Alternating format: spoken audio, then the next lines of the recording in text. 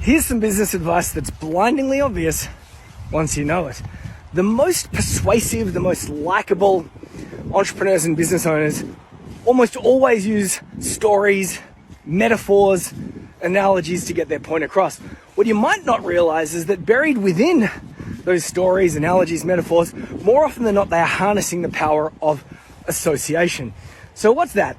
Not so long ago, indeed this is about 2 weeks ago, I found myself playing a game of celebrity head in a ski chalet with a bunch of entrepreneurial business owners. And one of those people was a guy called Jack Bourne. Jack Bourne is the founder of a business called Deadline Funnel. If you've ever spent more than 5 minutes in the digital marketing space, if you've had even a modicum of success in that space, you'll know Deadline Funnel. You're probably using the tool or you've used it somewhere in the past. It took the concept of scarcity and it turned it into a product. Very, very cool. Anyway, we're playing this game that's like Celebrity Head. He's got a phone in his hand and animals are appearing on the screen. And we've got to tell him what those animals are without telling him what the animal is on the screen. So we're saying bald-headed and he's saying eagle.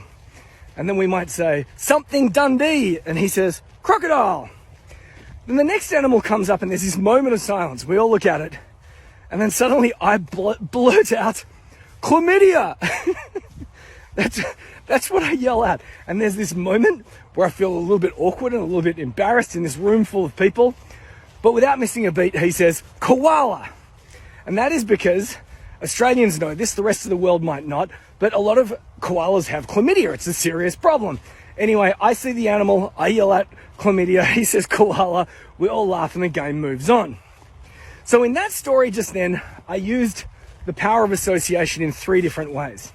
The first way is that I leveraged Jack's celebrity. I took a little bit of his celebrity and his success and I borrowed it.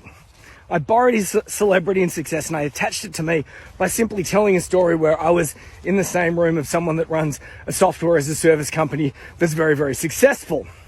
Now you see this all the time. I mean, bro marketers do this when you see them sitting on Lambos. Anyone that's ever shared a selfie of them next to Arnold Schwarzenegger or someone else famous, what they're doing is they're harnessing the power of association to borrow a little bit of that other person's celebrity or prestige. That's the first way. The second way is when we're pitching something and we need to get a message across really, really quickly, we can use the power of association to borrow other people's ideas or other people's concepts. So for example, remember there was a movie that came out a couple of decades ago and there was these creatures that popped out of people's chests and everyone was running around a space station and Sigourney Weaver was part of the cast. Remember that? What was that movie called?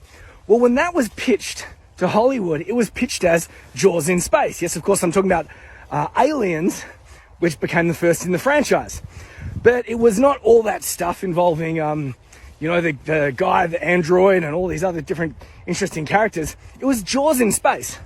They borrowed the success of another movie by harnessing the power of association. Now, the third example of association is the most important to a business owner just like you. And that there is identifying the personality traits that you want associated with your brand.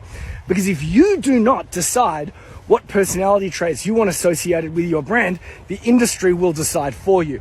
And more often than not, they will choose the personality traits that are the stereotypical, cliched, often toxic personality traits associated with your business. So yeah, every successful brand is made up of 2 things, purpose plus personality. Most people know what their purpose is, personality not so much. If you want to know what my purpose is, click on the link in my bio. But for now, if you've never done this before, sit down and write down 3 to 5 personality traits so that you can take ownership of your own brand. Because if you don't take ownership of it, the market's going to make that decision for you. And before you know it, you're going to end up being your own industry equivalent of chlamydia.